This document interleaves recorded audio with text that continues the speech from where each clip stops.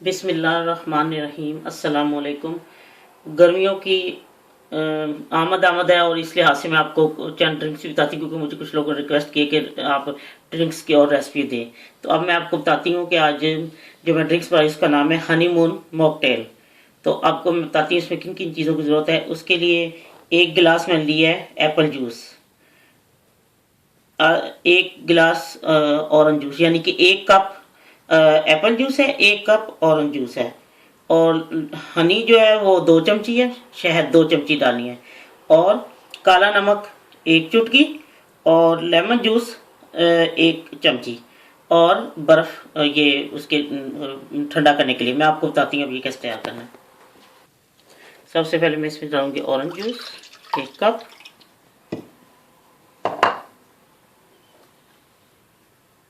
Apple juice 1 cup,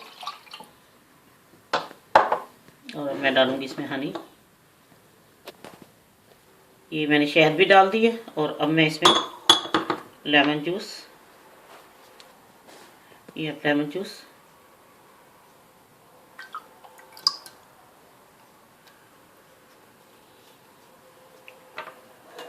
और काला नमक। अब मैं इसको शेक करने लगी हूँ थोड़ा सा, क्योंकि सब कुछ तो लिक्विड, ये सिर्फ वो हनी जो डाली है उसके लिए मैं आपको इसको, अब मैं इसको शेक करती हूँ क्योंकि हनी तो सिर्फ हनी के लिए, बाकी तो सब लिक्विड ही है ना।